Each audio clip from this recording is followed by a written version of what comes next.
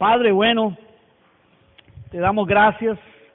Esta mañana estamos agradecidos contigo, Señor, como oraban nuestros hermanos y hermanas antes, Señor, por darnos el privilegio de pertenecer a tu cuerpo, Señor. Qué privilegio, Señor, más grande, incomparable, Señor.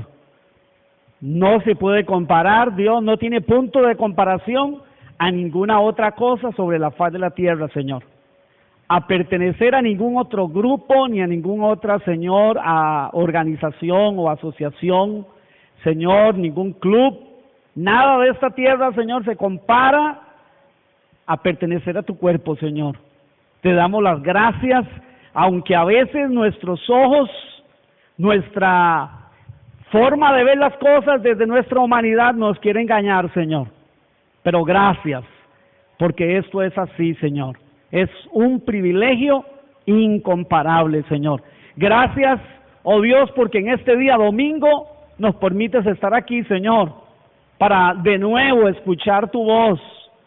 Señor, aunque tu voz la escuchamos todos los días y a cada momento, pero hoy hemos dedicado este tiempo especial para adorar tu nombre, Señor, para juntos como iglesia, como cuerpo, por un mismo espíritu, Señor, adorarte en espíritu y en verdad y ser edificados por tu palabra, Señor. Rogamos humildemente, Señor, que tengas de nosotros misericordia y nos concedas a través de la obra gloriosa de tu Santo Espíritu, la actitud, Señor, el corazón, Señor, Dios, correcto para escuchar tu palabra y ponerla por obra, Señor. Dios, líbranos de esa actitud, Señor, de ser, Señor, solo oidores de tu palabra y no hacedores de ella, Señor. Líbranos de esa actitud, Señor. Por Jesucristo nuestro Señor lo pedimos y te damos las gracias, Dios, en esta mañana, Padre. Yo te doy gracias por cada hermano y cada hermana que están esta mañana aquí, Señor. Permite que tu palabra corra y sea glorificada. Para honra y gloria de tu nombre lo pedimos, Señor. Amén y amén. Bueno, mis hermanos, continuamos entonces con la serie que estamos hablando, que estamos estudiando. Y vamos a ver, ¿cómo se llamaba la serie o cómo se llama la serie? Meditad en vuestros caminos. ¿Quién dijo eso y a dónde está eso? Gracias. Está en el libro de Ageo, en la profecía del profeta Ageo, y hemos estado hablando, hermanos, ya con hoy 3 semanas, o hoy que vamos a estar hablando también, ¿verdad? De esta misma serie, de este mismo tema que hemos llamado así, tal como Dios le dijo en su momento a su pueblo Israel, en Judá y Benjamín, meditad en vuestros caminos. ¿Qué hicimos la primera semana hablando de este tema? A ver, refresquemos un poco, recapitulemos un poco y refresquemos nuestra memoria. ¿Qué fue lo que hicimos la primera semana? La primera semana lo que hicimos fue que nos ocupamos de ver el contexto histórico. ¿En qué contexto histórico está esta profecía? Recuerda que para eso nos dedicamos a ver ciertas partes del libro de Esdras, porque ahí en la historia, en el libro de Esdras y Nehemías, está incrustada esta profecía del profeta Ageo.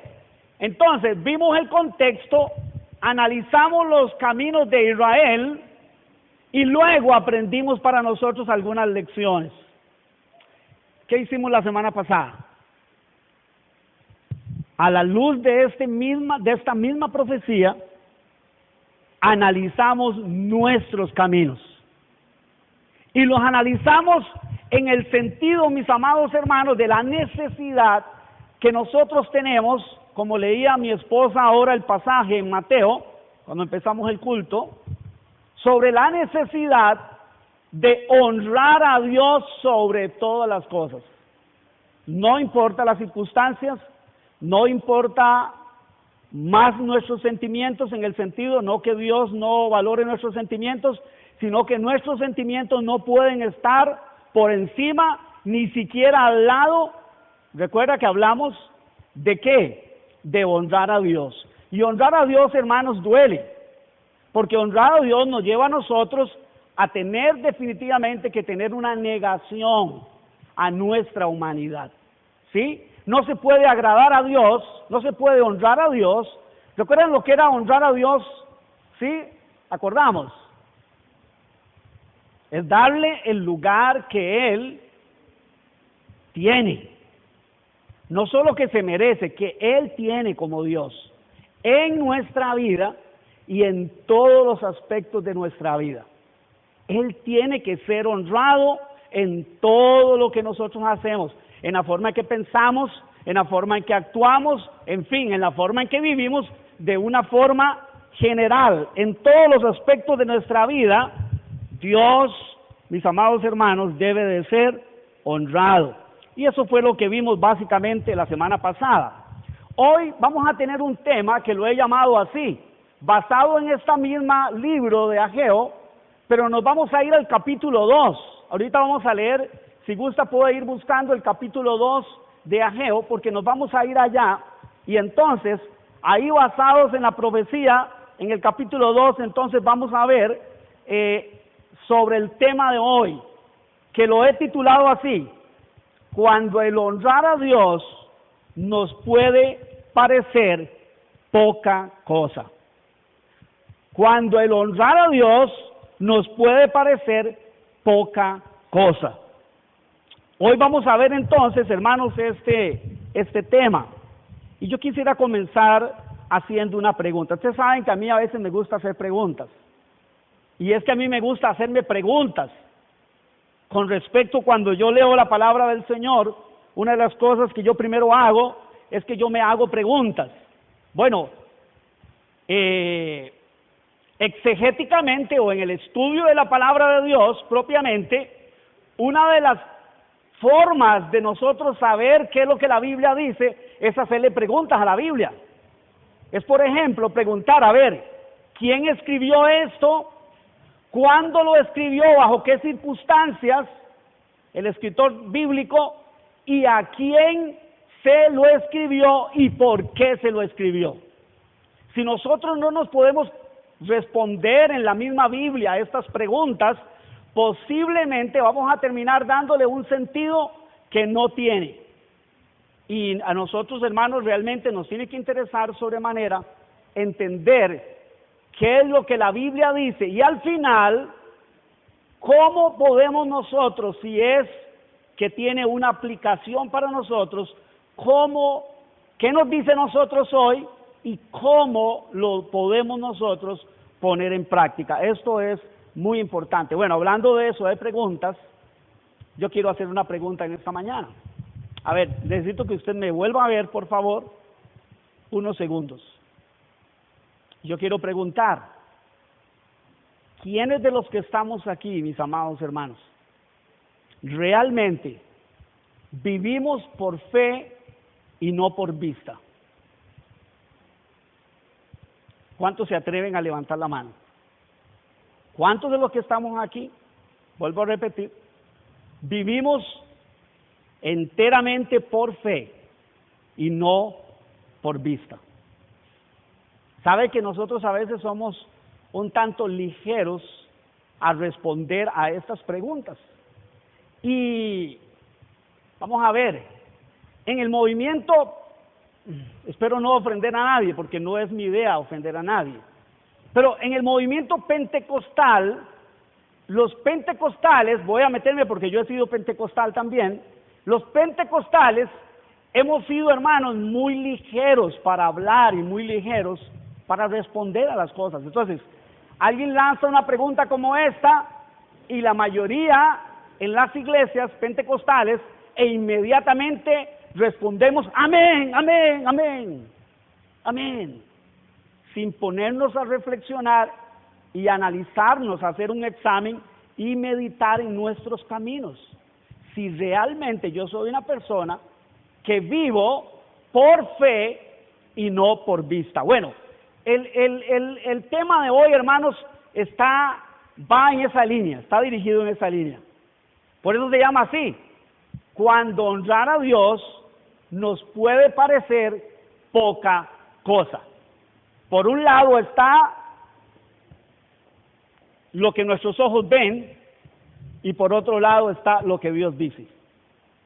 Y la mayoría de las veces lo que Dios dice no es igual a lo que mis ojos ven. ¿Cuántos están de acuerdo conmigo? ¿Sí? ¿Cuántos están de acuerdo conmigo? La mayoría de las veces lo que mis ojos ven no va de acuerdo con lo que Dios dice. Y de eso vamos a hablar. Vamos a ir al texto, vamos a leer porque vamos a analizar primeramente a quién Dios le está hablando. Ya en la introducción que hicimos la primera semana, ya sabemos que es Dios a través del profeta Ageo que está hablando y que le está hablando a su pueblo a la tribu de Judá específicamente y de Benjamín, cuando fueron llevados de nuevo a su tierra. Y vamos a ir allá al capítulo 2, desde el verso 1 hasta el verso 9, vamos a leer. Dice así: en el mes séptimo, a los 21 días del mes, vino palabra de Jehová por medio del profeta Ageo, diciendo: habla ahora a Zorobabel, hijo de Salatiel, gobernador de Judá, y a Josué, hijo de Josadap, sumo sacerdote, y al resto del pueblo, diciendo. Y hace una pregunta: ¿quién ha quedado entre vosotros que haya visto esta casa? La casa era el templo que estaban edificando. Esta casa, dice, en su gloria primera. Y en medio de la pregunta dice: ¿y cómo la veis ahora? Y vuelve a preguntar: ¿no es ella como nada delante de vuestros ojos? Pues ahora, Zorobabel, esfuérzate, dice Jehová, esfuérzate también, Josué, hijo de Josadap, sumo sacerdote, y cobrad ¿qué? Ánimo, pueblo todo de la tierra, dice ¿quién?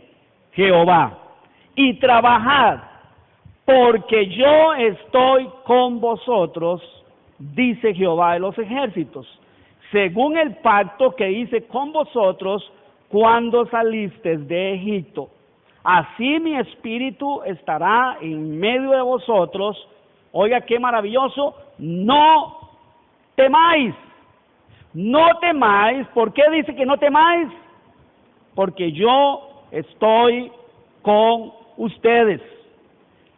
Porque así dice Jehová de los ejércitos, versículo 6.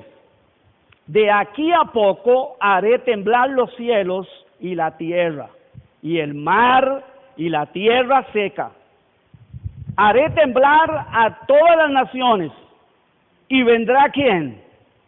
El deseado de todas las naciones. Y llenaré de gloria esta casa, ha dicho Jehová de los ejércitos. Mía es la plata, y mío es el oro, dice Jehová de los ejércitos. La gloria postrera de esta casa será mayor que la primera, ha dicho Jehová de los ejércitos. Y daré paz en este lugar, dice Jehová de los ejércitos. Ok, mis amados hermanos, vamos a hacer el mismo ejercicio, que es muy importante hacerlo. Ok, ¿quién está hablando? Jehová de los ejércitos. Dios es el que está hablando. ¿Por medio de quién? De su profeta Ageo. ¿Y a quién le está hablando? A su pueblo Israel en la tribu de Judá y de Benjamín. A ellos les está hablando. Ellos fueron llevados a su tierra a reedificar de nuevo la casa del Señor, el templo del Señor. Después de todo lo que vimos en las semanas pasadas, que sucedió, de cómo la obra del Señor se detuvo, ¿por cuánto tiempo? Vimos, por 38 años. Ahora, de nuevo, Dios habla a su pueblo y le dice, ¿cómo dicen ustedes que todavía no es el tiempo de edificar la casa del Señor? Y entonces Dios habla esta palabra y de nuevo, tanto Zorobabel como Josué con el pueblo de nuevo emprenden la construcción de la casa del Señor. Pero vean qué interesante, mis amados hermanos, porque surge algo en el corazón de ellos. Dios comienza diciendo, a ver, de los que están aquí, ¿cuántos de ustedes vieron la gloria de la primera casa? O sea, el templo de Salomón. ¿Cuántos de los que están aquí vieron esa casa antes de irse para Babilonia, antes de ser llevados para allá? ¿Cuántos vieron esa casa? ¿Cuántos vieron esa gloria? ¿Y sabe por qué, mis amados hermanos? Cuando entendemos y vemos el contexto de este pasaje, lo que pareciera ser, o lo que más bien yo creo que es aquí, es lo siguiente. Ellos empiezan de nuevo emocionados, motivados, porque Dios de nuevo los motiva, les dice que es el tiempo, ellos entienden, ellos se arrepienten, parece, y ellos empiezan a reedificar la casa. Pero más bien sucede algo en medio de todo. Y es que cuando ellos empiezan a ver la elaboración del templo que están haciendo, e inmediatamente lo empiezan a comparar en su mente con el templo que había habido antes, y entonces caen en desánimo. Ven con sus ojos, recuerdan cómo era el templo anterior, e inmediatamente, hermanos, por eso el Señor les dice, no es como poca cosa ante sus ojos. Vean qué importante, hermanos. Tal vez ni Zorobabel, ni Josabad, ni Josué, ni ninguno tal vez dijo nada. No fue que empezaron a hablar, no dice de que empezaron a murmurar, como en otros momentos Israel hacía. Lo cierto es que Dios ve el corazón de ellos. ¿Y qué es lo que ve? A unas personas que están construyendo de nuevo su casa, pero la están construyendo con menosprecio. ¿Por qué? Porque están recordándose del templo anterior.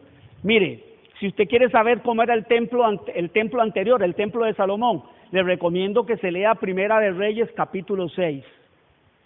Cuando leemos Primera de Reyes capítulo 6, nos damos cuenta lo glorioso, la arquitectura gloriosa y los materiales que ese templo tenía. Tenía una arquitectura, hermanos, tremenda. Ese templo estaba forrado, el piso, como las paredes, como todo estaba forrado en oro. La plata, el oro abundaban ahí, las piedras preciosas. Ese templo tenía una gloria por dentro y por fuera que ante la vista de cualquiera, hermanos, quedaba muy impresionado, quedaba sumamente impresionado. Ahora, el templo que ellos están construyendo ahora, por orden de Dios, no tiene esas mismas características.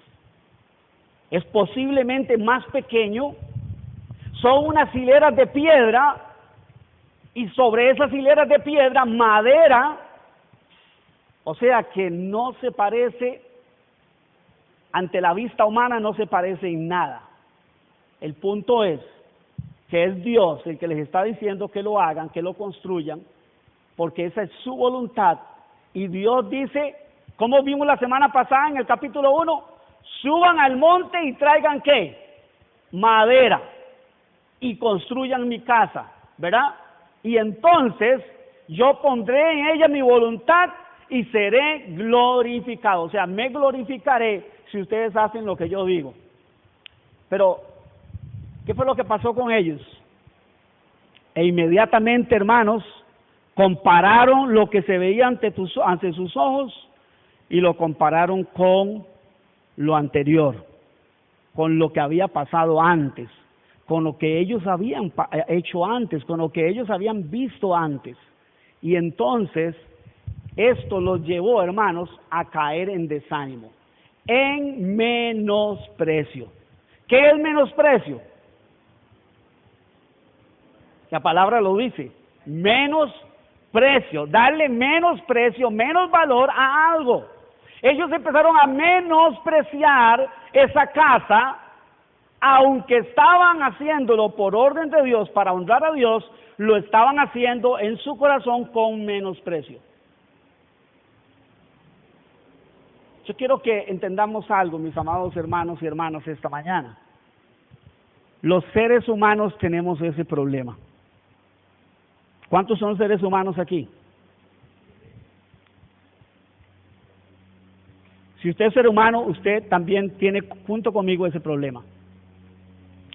Nosotros, por nuestra humanidad, somos muy dados a dejarnos impresionar por lo que nuestra vista ve.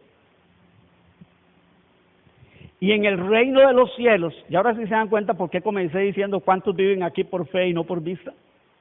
¿Ah? Todos nosotros, al igual que Israel, nos podría pasar exactamente lo mismo, hermanos. A ver, estamos en un mundo, hermanos, convulso. Estamos en un mundo donde la forma de pensar, de actuar, es totalmente contraria a Dios y a su palabra, sí o no. Totalmente. Y si usted y yo no entendemos, escúcheme bien, si usted o yo no entendemos esto, hermanos, esta es una verdad fundamental para nuestra vida cristiana.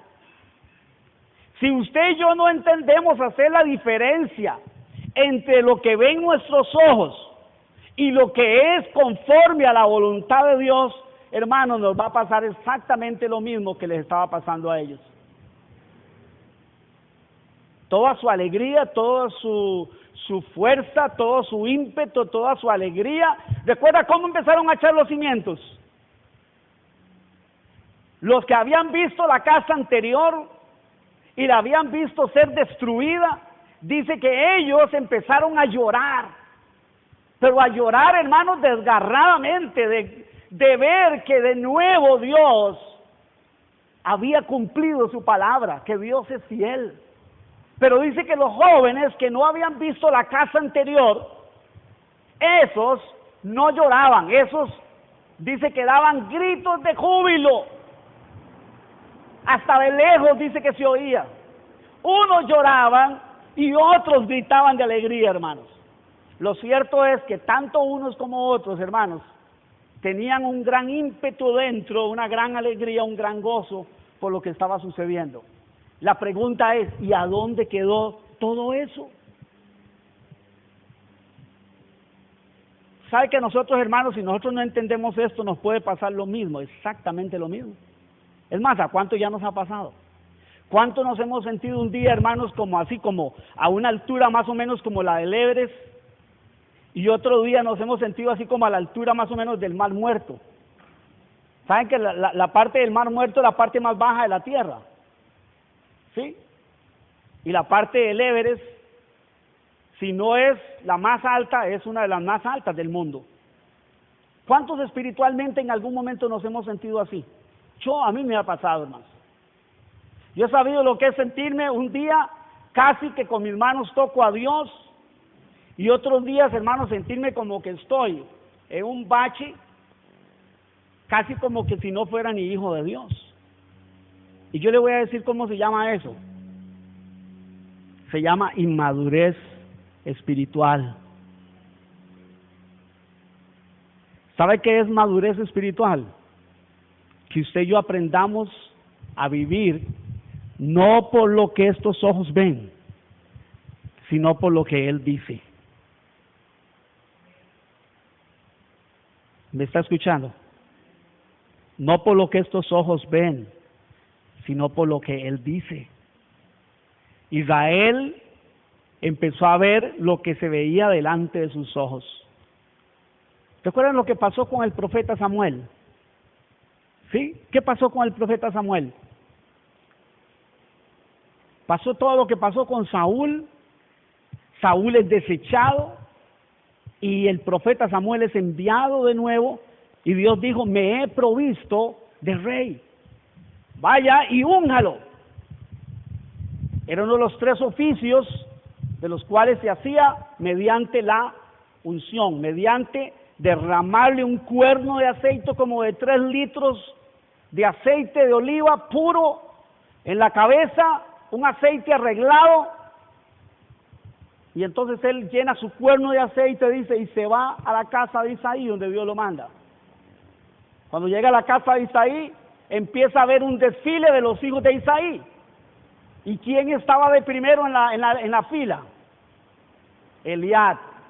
Y Eliab era un hombre robusto, alto, un hombre de guerra, y el profeta, e inmediatamente se deja llevar por lo que ven sus ojos, y dice en su corazón, sin duda alguna, ahí está el ungido del Señor. Perdimos a un rey alto, hermoso, porque dice que Saúl, los más altos de Israel le llegaban de los hombros para abajo a Saúl, y posiblemente en su humanidad el profeta dijo, perdimos a un rey alto, y yo creo que anda parecido, y es hermoso también, y es grande, y su estatura, y es un hombre de guerra. Este es el ungido del Señor. E inmediatamente Dios habla a Samuel y le dice, no mires a su parecer, porque yo no veo lo que el hombre ve, yo veo el corazón. Yo veo que en el corazón ese hombre no es. El que yo elegí no es ese. Pasa uno, pasa otro, pasa. Qué raro, no hay aprobación de parte del Señor, ninguno de estos es. Solo esos hijos tienes. No, fíjese que tengo al más pequeñillo de la casa, ahí está, ahí anda detrás de las ovejas. Ah, dijo Samuel, ese es. Pues no nos sentaremos a comer, que era la costumbre, para cerrar un evento como este, lo hacían comiendo. Bonito, ¿verdad? Y entonces él dice, no nos vamos a sentar a la mesa hasta que ese chiquillo esté aquí. ¿Ah? Ok, entonces, estamos entendiendo, hermanos, la tendencia suya y mía, la tendencia de los seres humanos, es dejarnos llevar por la vista, por lo que vemos. Pero le voy a decir algo, le voy a anticipar algo. La mayoría de las veces, escuche bien, lo que parece ser más atractivo y más fácil es casualmente lo que es contrario a la voluntad de Dios. Lo que parece más atractivo para nuestra humanidad, lo que inmediatamente quiere robarnos nuestra mirada, aquello que parece más atractivo, aquello que parece mejor, escuche esta palabra, mejor, en la mayoría de los casos, es lo que es delante de Dios peor. Así le pasó al profeta. Él vio, él analizó y dijo, sin duda alguna, aquí está el ungido del Señor. Pero Dios dijo, no, Señor, yo no veo lo que usted ve, yo no veo lo que ustedes ven, yo veo lo que está en el corazón. Como ya lo dije, hermanos, ellos al hacer esa comparación, ¿qué fue lo que vino al corazón de ellos? Desánimo. Ahora lo vamos a ver. Vino desánimo. Y Dios entonces le dice a estas personas, a Zorobabel, a Josué, le dice en el versículo 4, pues ahora, Zorobabel, esfuérzate, dice Jehová. Esfuérzate también, Josué, hijo de Josafat, sumo sacerdote, oiga, y cobrad ánimo, cobren ánimo, vuelvan de nuevo a animarse. Es que estaban desanimados. Es que cuando usted y yo, mi amado hermano, nos dejamos llevar por lo que ven nuestros ojos, que en su mayoría, vuelvo a repetir, no es conforme a la voluntad de Dios, terminamos desanimados. ¿Cierto o no, mis hermanos y hermanas, que el tiempo para nosotros juega un papel muy importante? Nosotros todo lo medimos en cuestión de lo que vemos y en cuestión del tiempo. Vamos a ver luego, ahora, que las palabras del Señor es: de aquí a poco yo voy a hacer esto, de aquí a poco. Y vamos a ver, hermanos, que ese de aquí a poco equivalía a 480 años. Pronto, dice el Señor, de aquí a poco. Y ese de aquí a poco eran 480 años. Ay, ve, pastor, es que ese es el problema. Y es que yo no puedo esperar. A ver, ¿cuántos de los que estamos aquí nos cuesta esperar?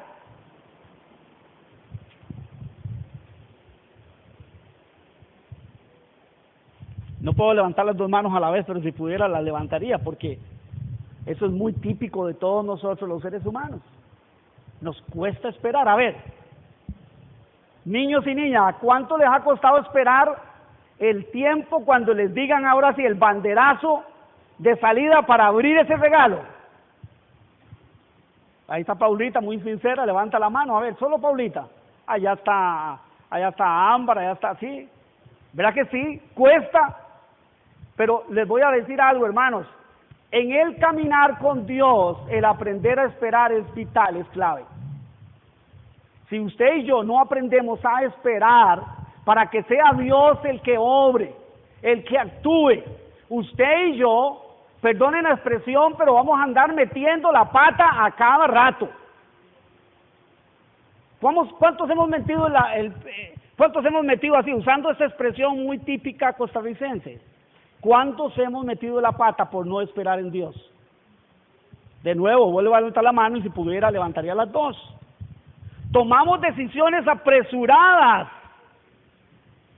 porque consideramos que esperar 5 años, que esperar 1 año, que esperar unos meses es demasiado. ¿Cuántos en algún momento, hermanos, de su soltería pensaron que los iba a dejar el tren, como popularmente se dice por ahí?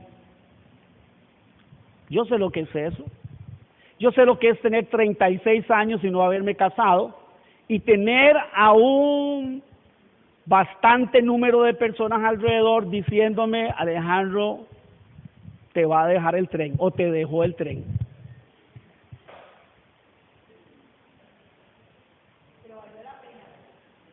Por supuesto. Por supuesto que sí, no lo digo solo como para responder a lo que mi esposa dice. De verdad, hermanos, que valió la pena esperar. Dios me salvó cuando yo tenía 25 años.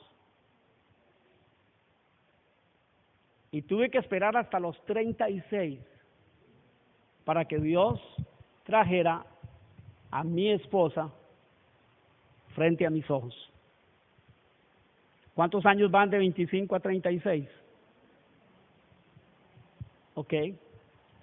Y no crean ustedes, hermanos, que no me costó esperar. Metí la pata. ¿Ven lo que les digo? Metí la pata. Me dejé llevar por los ojos. Y vamos a decir en forma figurada que me pasó igual que Abraham y Sara. Tuve a Ismael. No fue que tuve un hijo, fue que elegí una relación que no era la relación que Dios quería para mí.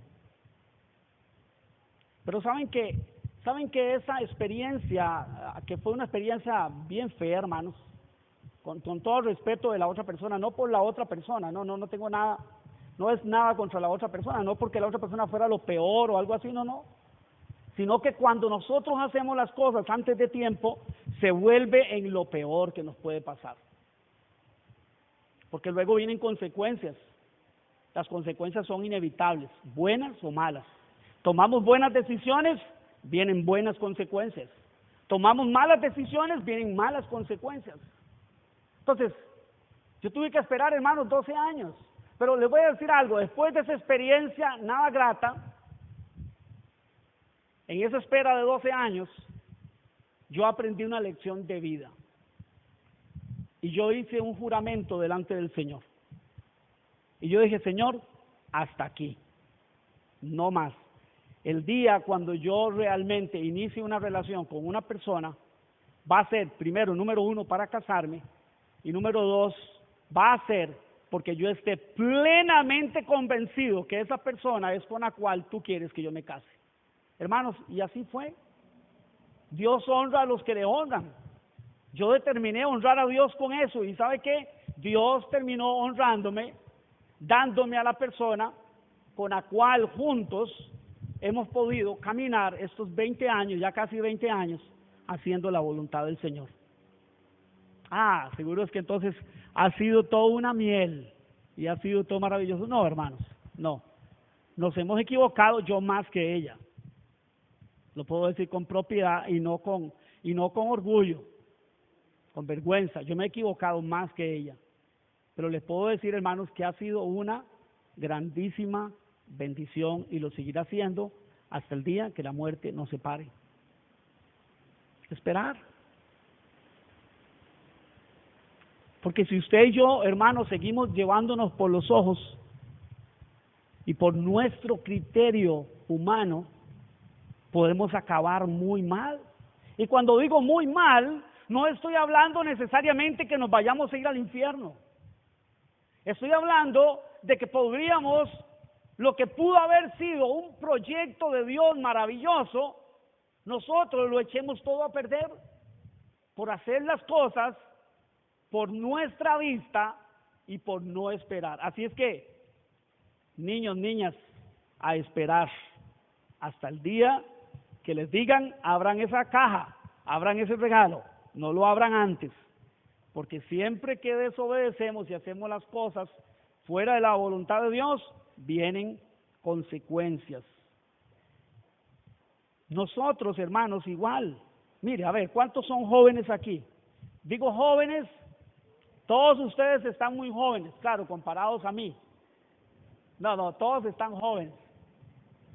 Pero ¿cuántos digo que están jóvenes? Vamos a decir que no se han casado, que todavía no tienen esas cosas así resueltas. A ver, levánteme la mano. Tenemos varias personas. Mire muchachos, miren muchachas, présteme su atención.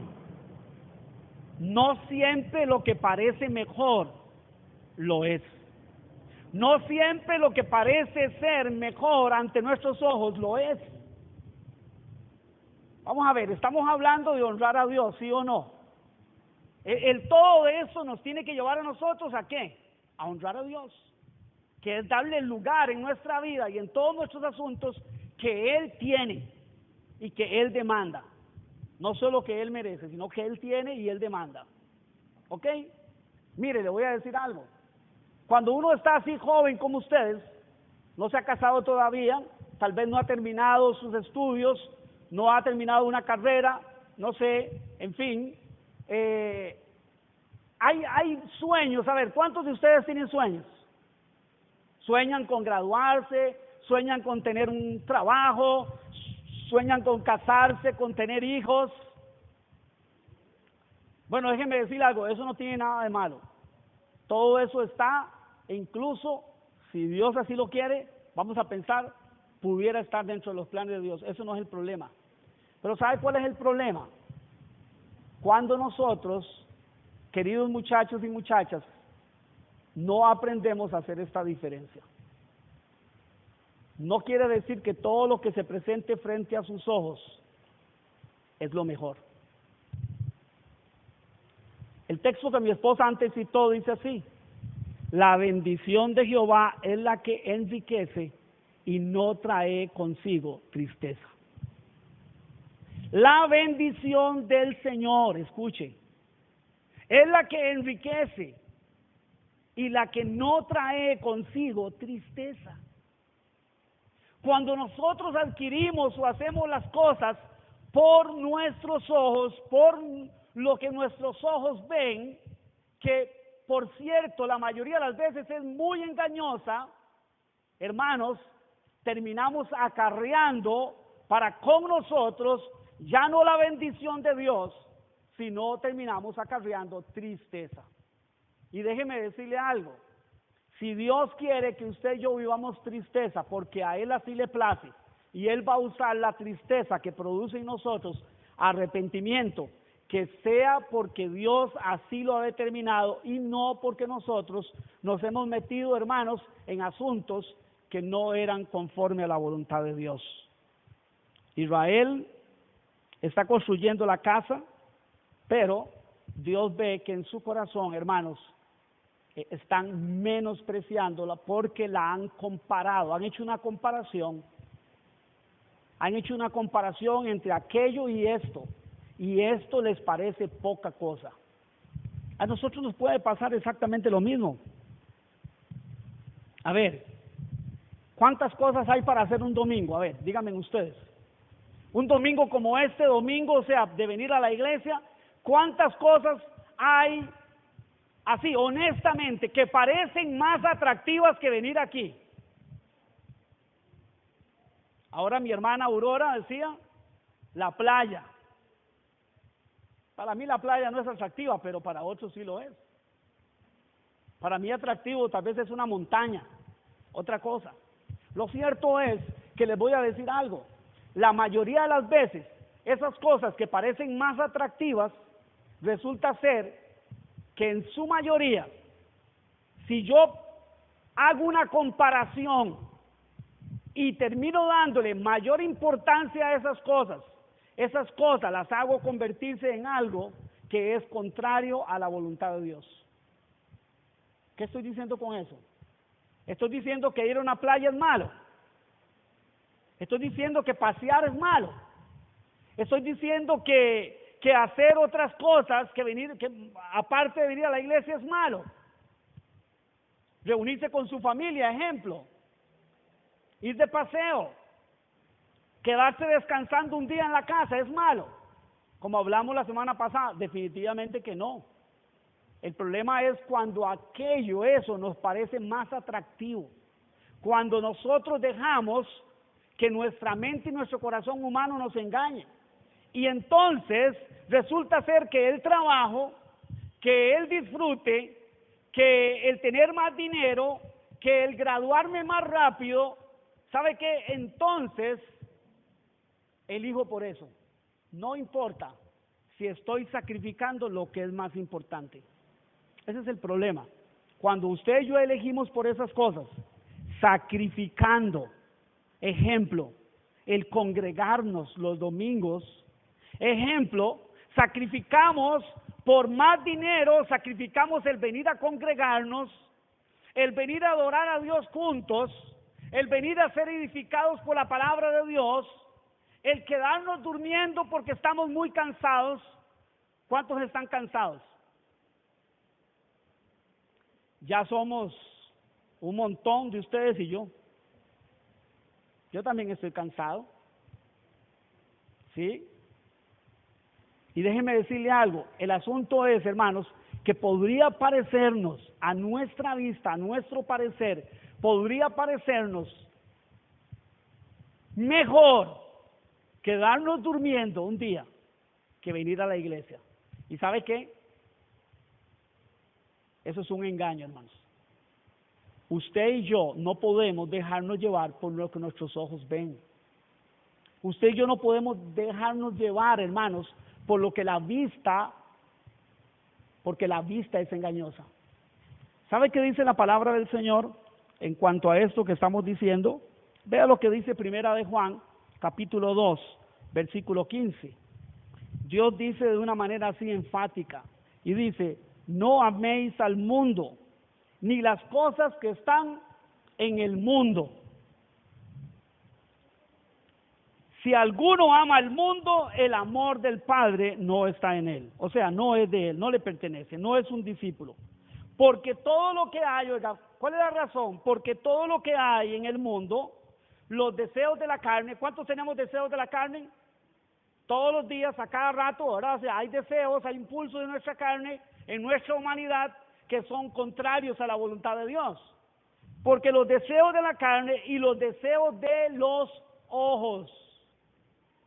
Dios nos dio estos ojos Dios nos dio esta capacidad de poder ver, para poder analizar, para poder ver a través de nuestra vista, pero si nosotros no somos buenos administradores de nuestros ojos, se pueden convertir, hermanos, en un tropiezo para nuestra vida espiritual. Si usted y yo nos dejamos llevar en la vida cristiana, vuelvo a insistir, más por lo que nuestros ojos ven que por lo que Dios dice, hermanos, vamos a estar en serios problemas. Y el texto sigue diciendo, y la vanagloria de la vida. Oye, dice, no proviene del Padre. Ninguna de estas tres cosas proviene del Padre. El mundo, con estas tres cosas que el mundo tiene, los deseos de la carne, los deseos de los ojos y la vanagloria de la vida, no proviene del Padre, sino ¿de dónde? Del mundo. Y escuche bien, todo eso maravilloso que en algún momento usted y yo vemos, y el mundo pasa. Escuche, hermano, algo importante que usted y yo tenemos que entender es que eso que está frente a nuestros ojos y nos puede parecer maravilloso, nos puede parecer mejor que hacer la voluntad de Dios, eso va a pasar, eso se va a acabar. Y el mundo pasa. Pero contrario a eso, escuche bien, y el mundo pasa y sus deseos, pero el que hace la voluntad de Dios permanece para siempre. ¿Se acuerdan? Jesús y los discípulos entran al templo, están en el templo, y cuando van saliendo, los discípulos le dicen al Señor, Maestro, vea qué piedras, vea qué edificios, vea qué gloria. ¿Recuerda que analizamos cómo era ese templo? El templo ya no de Salomón, sino ni el que hicieron Zorobabel y ellos, sino el templo que reconstruyó Herodes. Era un templo, hermanos, que tenía una majestad y una gloria humana tremenda. De hecho, que Herodes lo hizo para que quedara su nombre inmortalizado en la historia. Y los discípulos estaban anonadados con eso, con lo que estaba frente a sus ojos. Un templo hecho de unas rocas grandísimas, unos edificios grandísimos, rodeados, hermanos, forrados con oro por fuera, con mármol, tal que dicen los historiadores como Josefo y otros, que cuando ese templo le pegaba el sol no se podía mirar, porque el reflejo del sol en el oro y en el mármol cegaba a las personas, en un sentido figurado, los dejaba sin vista. Era tanta la majestad de ese templo, y los discípulos están anonadados con eso. Maestro, vea qué edificios. Y les dice el Señor, ustedes ven estos edificios, o sea, ustedes que están haciendo esta consideración de lo que está frente a sus ojos, esa comparación que están haciendo, quiero decirles cómo va a terminar todo eso. No quedará piedra sobre piedra que no haya de ser destruida.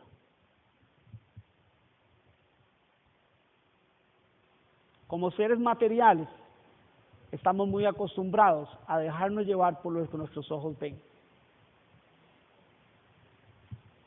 Y la vida espiritual, hermanos, no consiste de lo que vemos. Ojo,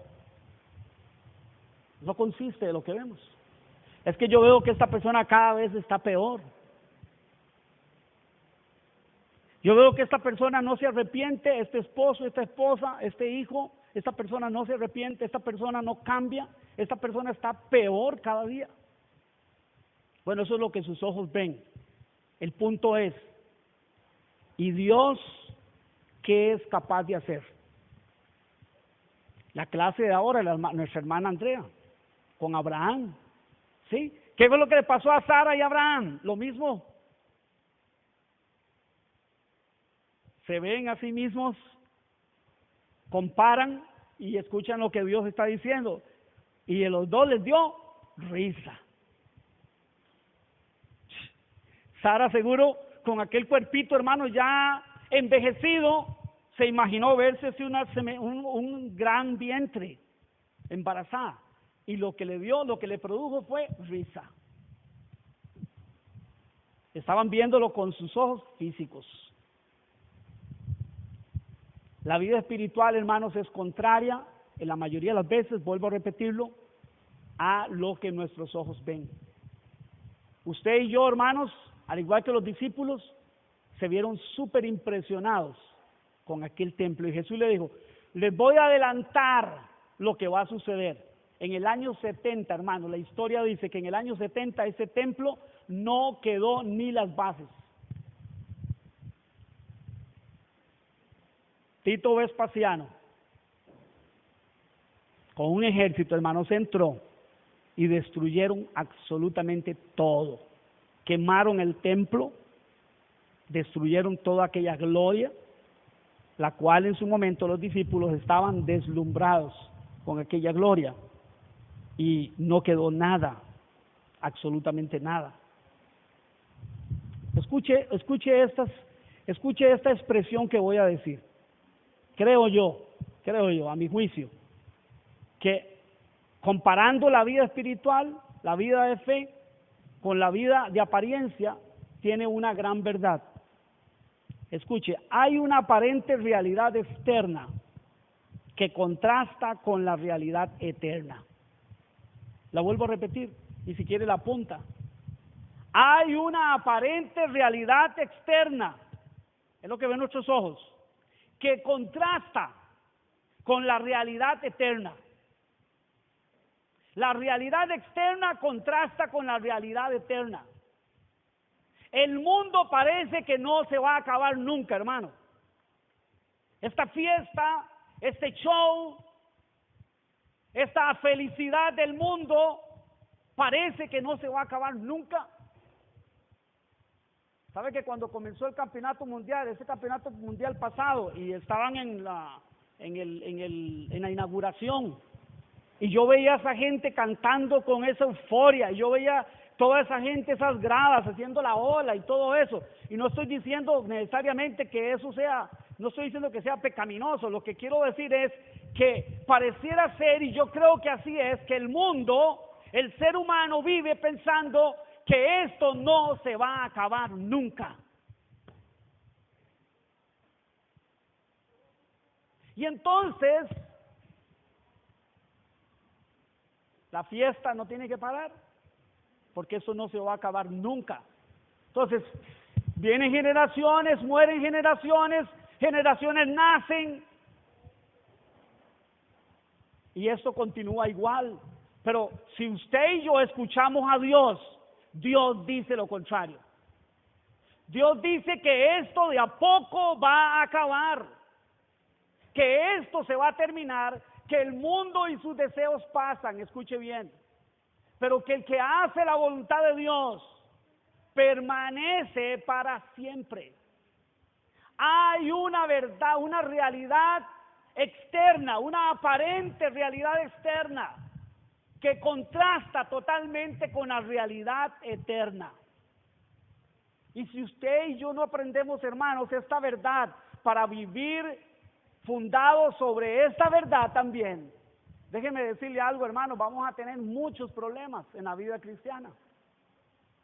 Israel tuvo sus problemas en su momento, y Dios ve esto, y Dios les habla, y están desanimados. Segunda de Corintios, capítulo 5, versículo 7, dice lo siguiente, que fue lo que pregunté al puro principio. Pablo está hablando, ¿sabe qué, hermanos? De la transformación de nuestro cuerpo ahí, en ese contexto. Pablo está hablando de la gloria venidera que en nosotros ha de manifestarse. Ya no solo en nuestro espíritu, ya no solo en nuestro hombre o mujer interior, sino en nuestro hombre exterior. En esta materia, en este cuerpo mortal, en este cuerpo débil, que día a día se ve tentado por la naturaleza pecaminosa, que se deslumbra con todo aquello que el mundo le presenta, que de pronto titubea, que de pronto nos hace titubear ante si esto es lo mejor o esto es lo mejor, hacia dónde tomo, hacia dónde cojo, qué elijo. Bueno, en esta realidad Pablo está hablando, hermanos, de esa transformación, de esa gloria que en nosotros ha de manifestarse. ¿Y sabe qué dice? Este versículo está en ese contexto, ahí incrustado, dice, por fe andamos, no por vista. Por fe andamos, no por vista. ¿Qué dice Romanos 8:25? ¿Quién fue la que antes lo dijo? Una de las niñas lo dijo. ¿Qué es lo que dice ¿qué es lo que dice Mali? El versículo que se aprendieron. Pero si esperamos las promesas de Dios, pero si esperamos lo que no vemos, con paciencia lo aguardamos. La pregunta, gracias hermano, la pregunta es, ¿qué es lo que estamos aguardando usted y yo? ¿Qué es lo que estamos aguardando usted y yo? O sea, ¿qué sentido tiene ser cristiano? ¿Para qué estamos aquí? ¿Para qué nos reunimos?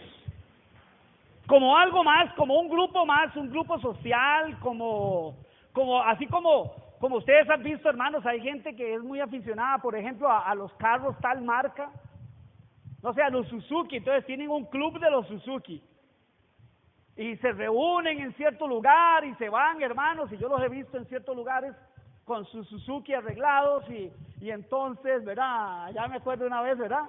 Que andábamos por allá en un lugar muy bonito, y allá llegó el club de los Suzuki. ¿Será acaso que nosotros somos algo semejante al club de los Suzuki? Otra gente es que le gustan los Honda viejos, ¿verdad? Los carros Honda viejos, y entonces han hecho un club, y entonces ahí hay todo un chat del club de los Honda, y entonces, ¿qué Honda, no? Y, ¿verdad? Y ahí están con la Honda del Honda, y entonces y se reúnen y hablan de eso y comen de eso y duermen con eso y sueñan con eso. Y ¿será acaso que nosotros estamos en lo mismo, hermanos? ¿Será acaso que la iglesia es eso? Bueno, qué lamentable, hermanos, si nosotros pensáramos que siquiera la iglesia se parece a algo a eso, porque nosotros no estamos aquí para eso. Nosotros estamos aquí por una razón principal, fundamental. Es que Dios nos ha llamado, es que Dios nos ha trasladado de las tinieblas a su luz admirable. ¿Y qué estamos nosotros aguardando? ¿Qué estamos esperando? ¿Cuál es nuestra esperanza? Y cuando dice la palabra que estamos esperando, con paciencia lo guardamos. ¿Qué es lo que estamos esperando? ¿Qué esperamos? ¿Qué espera usted, mi hermano? ¿Qué espera usted? ¿Qué es lo que mueve su vida? ¿Qué es lo que a usted le motiva cada día de su vida para levantarse, hacer todo lo que hace, trabajar, estudiar, no sé, en familia, con sus hijos, etcétera, etcétera? Solamente eso, el hecho de hacer eso, el hecho del trabajo, o sea, me motiva el trabajo, o sea, me motiva, voy a trabajar, me siento motivado a trabajar porque el trabajo me motiva. Hago lo que hago en la familia porque la motivación es mi familia. Ese es un pensamiento, hermanos, anti Dios, por cierto. Cuando la gente dice, mi vida son mis hijos. Mi vida, el motor que mueve mi vida son mis hijos, ejemplo. Eso es un pensamiento 100% anti Dios. Sépalo que cuando usted está diciendo eso, o usted está pensando eso, hermanos, Dios está en total desacuerdo con usted. Eso atenta totalmente contra los designios de Dios. Así de serio es, hermano. Porque eso es lo que está diciendo. Mi Dios son mis hijos. Esos son mi Dios. Mi esposa, mi esposo, el trabajo, el deporte. A ver, hay gente, hermanos, hay gente que su Dios, el deporte es malo. Digo esto para que reflexionemos, porque tal vez se dice, hoy el pastor dijo que el deporte era malo. Hoy habló en contra del Real Madrid y del Barcelona, y hoy habló en contra de todo eso. ¡Qué ridículo! No, hermano, no es eso lo que estoy diciendo.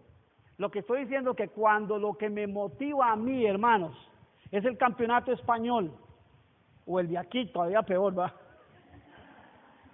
Perdonen, ¿verdad? Pero todavía peor cuando dice, pues de aquí me motiva.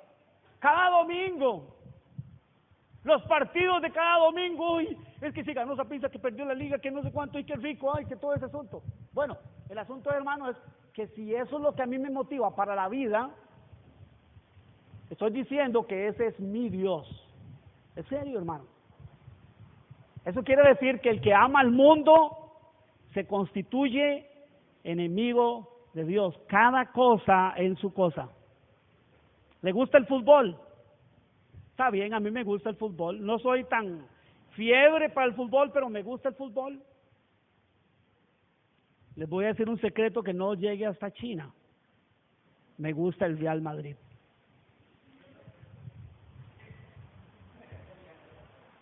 Sé que los barcelonistas van a estar en desacuerdo conmigo, pero ni modo. Ni modo. El punto es, hermano, que si eso es lo que motiva mi vida para moverme, para levantarme, para ser feliz, ¿qué va a pasar cuando no tenga eso? Se me cae todo, hermano, se me cae todo al piso. Y quiero que veamos otra parte importante, hermanos, en esta profecía, y es lo que Dios le dice a Israel en cuanto a su desánimo. Les anima, les motiva, les dice ánimo, cobren ánimo, pero les da una razón sumamente poderosa. ¿Cuántos ya la vieron? Ahí en el texto, ¿sí? Porque yo estoy con ustedes. ¿Sabe que la razón poderosa que tiene que mover nuestra vida, que nos tiene que llevar a nosotros a caminar sin claudicar, es que Él está con nosotros? ¿Sabe qué hace esta reunión diferente a cualquier otra reunión de un club social o cualquier otra cosa, del club de los Suzuki? No digo que alguno de ellos no conozca al Señor y no tenga al Señor, no estoy diciendo eso. Lo que estoy hablando es de la organización en sí. ¿Sabe cuál es la gran diferencia? Que el Señor prometió estar con nosotros todos los días hasta el fin del mundo. Mateo 28:18. ¿Qué dijo el Señor? Vayan y hagan discípulos, enseñándoles que guarden todas las cosas que yo les he mandado. O sea, discipúlenlos, enséñenles mis mandamientos, mis estatutos. Y he aquí, oiga, el sello de garantía es: y yo estaré con ustedes todos los días hasta el fin del mundo. ¿Sabe qué es lo que hace la diferencia en la vida de un cristiano de uno que no lo es? Y que entiende esta verdad, que no vive por la vista, no vive por lo que el mundo le ofrece, no vive por lo que siente, no vive por las emociones, no vive por esas cosas, vive por Dios y lo que Él promete. ¿Sabe qué es lo que tiene la garantía, hermanos? ¿Qué es lo que da la garantía? Que Él prometió estar con nosotros todos los días. Él es el que hace la diferencia en nosotros. Él es nuestro motor. Si Él no es nuestro motor, hermanos, estamos en serios problemas. Porque el mundo pasa. Eso que usted y yo vemos, hermano, que es tan maravilloso, tan grandioso, todo eso en un momento va a ser nada. Así como ese templo en el año 70 pasó de ser algo glorioso, una arquitectura maravillosa, a ser ruinas, a ser nada. Ese es el mundo, hermanos. El mundo donde el Señor no gobierna. Este mundo material, eso que el mundo nos ofrece, es nada. Vamos a los otros versículos. Al versículo 6 para terminar. Versículo 6. Porque así dice Jehová de los ejércitos.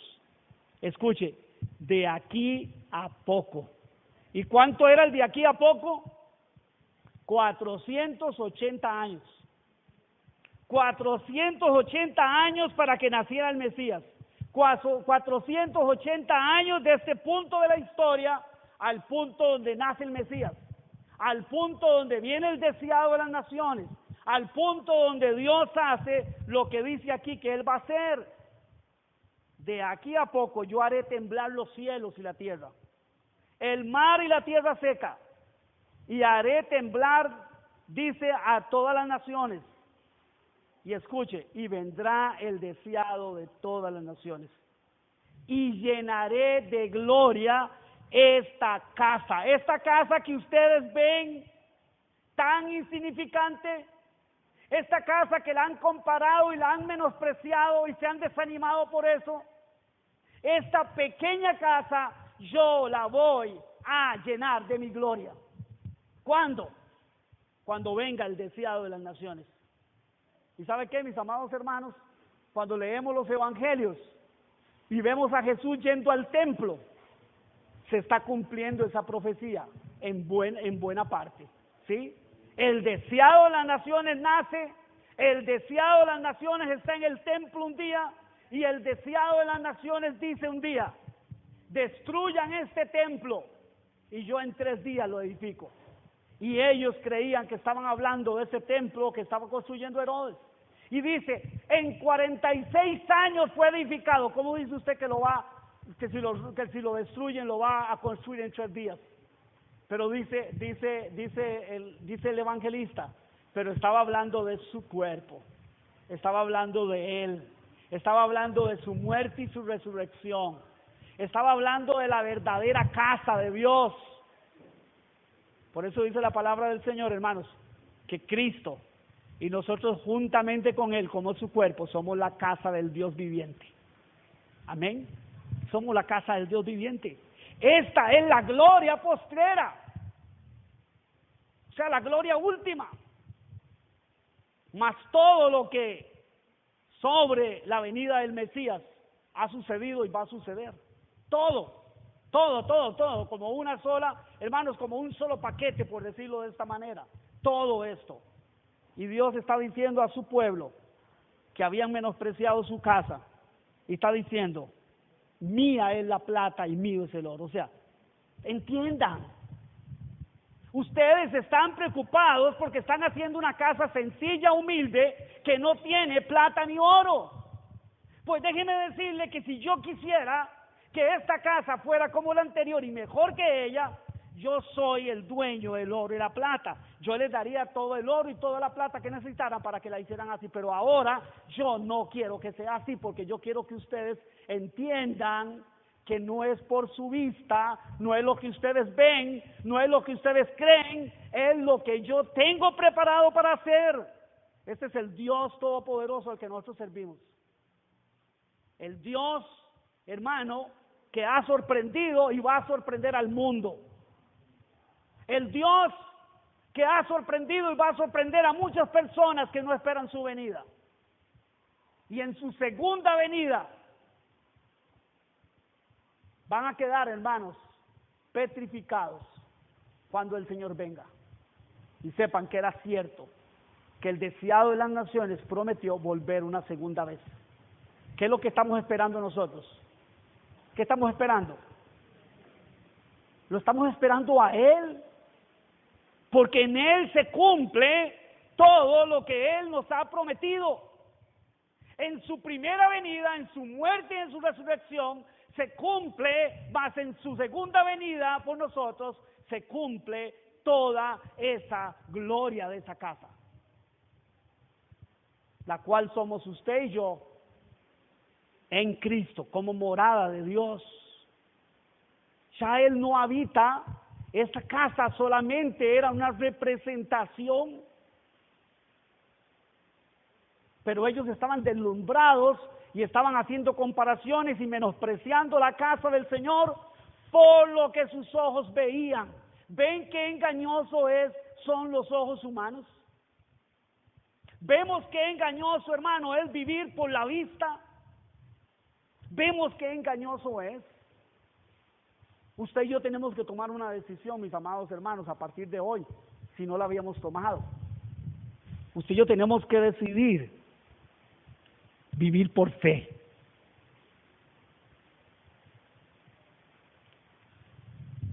Y vivir por fe, hermanos, no es lo mismo que vivir por la vista. Porque la vista nos va a decir una cosa, pero si Dios nos dice otra cosa y nosotros hemos decidido creer en lo que Él dice, nos vamos a mantener firmes, aunque la vista nos diga a nosotros todo lo contrario. Aunque este mundo, hermanos, está en caos, este país está en caos. ¿Vamos nosotros a caer en la misma desesperación que están muchos costarricenses en el día de hoy? ¿Vamos a caer en ese desacierto y en ese sentimiento de inestabilidad que está cayendo mucha gente en nuestro país hoy, hermanos? ¿O vamos a caminar por lo que Él dice? Tenemos que tomar una decisión. Si usted es consciente de que su vista lo ha engañado muchas veces, usted tiene que tomar una decisión. Si yo soy consciente de que la vista me ha engañado muchas veces, tengo que tomar una decisión. Ni siquiera tengo que caer, hermanos, en hacer una comparación. Si esto es del mundo, es simplemente del mundo. Si esto es del mundo, el mundo pasa y sus deseos, pero el que hace la voluntad de Dios permanece para siempre. Es una decisión no de hoy solamente, es una decisión diaria, es una decisión de todo momento. ¿Qué hago? ¿Para dónde cojo? ¿Lo que mis ojos me dicen? ¿Lo que mis sentimientos me dicen? ¿O lo que Dios dice? Ser cristiano es vivir por lo que Él dice. Mis ovejas, dijo Jesús, oyen mi voz y me siguen. Mis ovejas.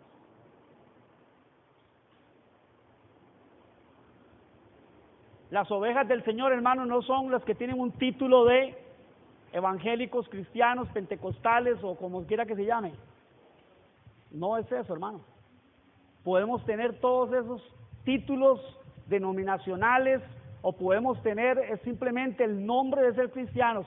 Si nosotros no escuchamos la voz de Dios y lo seguimos, eso simplemente arroja un resultado que dice que no somos aún ovejas del Señor. Las ovejas del Señor no se guían por lo que ven sus ojos. Las ovejas del Señor, hermanos, se guían por fe. Por fe. Y Dios dice, de aquí a poco voy a hacer temblar las naciones. ¿Sabe de lo que está hablando? ¿Sabe a qué se refiere con este temblor? Con este conmover los cielos y la tierra. En la forma que Cristo y su obra iba a afectar los cielos, la tierra y a los seres humanos. Es una forma figurada de hablar y decir, lo que yo voy a hacer, lo que yo tengo preparado para hacer, va a provocar un impacto cosmológico, o sea, en todo el cosmos. Todo el cosmos va a ser afectado. ¿Cuándo? Cuando venga el deseado de las naciones. Y sabe que, hermanos, ya el deseado de las naciones vino por primera vez y realizó su obra redentora en la cruz y resucitó al tercer día, y por eso usted y yo tenemos perdón de pecados hoy y somos quienes somos. Pero esto no ha acabado. Él viene pronto y su galardón con Él para aquellos que tomaron una decisión, perder su vida de libertad aquí en este mundo, hermanos, para vivir para Él, ¿sí? Que renunciaron a sus propios deseos, que renunciaron a lo que su vista les decía, y aunque su vista les decía a veces que aquello era mejor, dijeron no.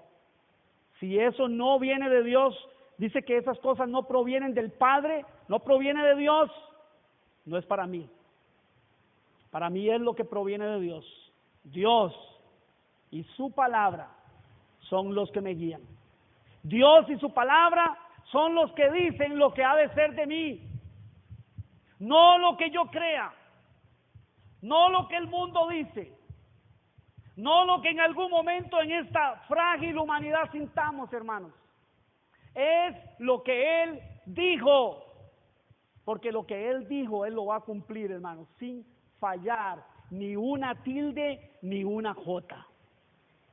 Cielo y tierra pasarán, pero mis palabras no pasarán.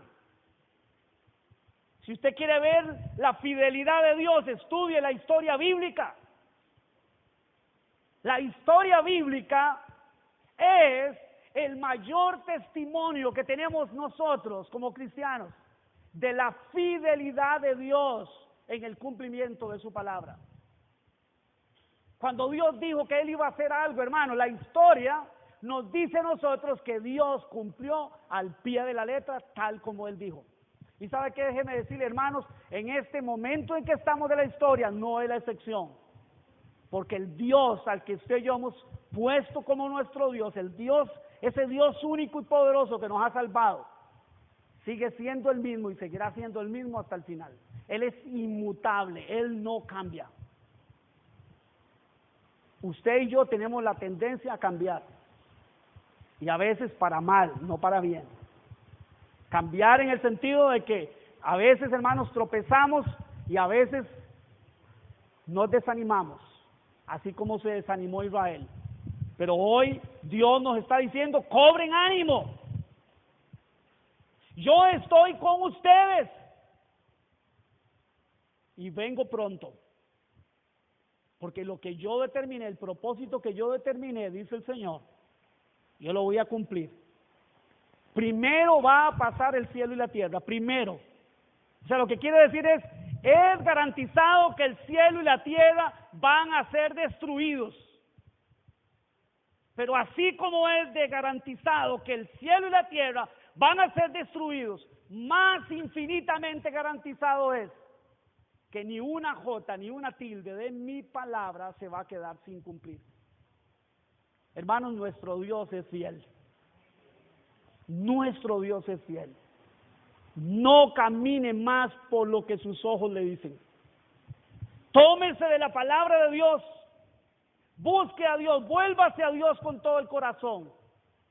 Tómese de su palabra y dígale: Señor, me voy a aferrar a tu palabra, no voy a escuchar otras voces, no voy a dejar que mi vista influya sobre mi fe, sobre mi vida de fe. Solamente te voy a escuchar a ti, Señor. Y paso a paso, en los momentos más difíciles. ¿Sabe que cuando usted y yo tomamos esa decisión, hermanos? Recuerda, la garantía es que Él está con nosotros.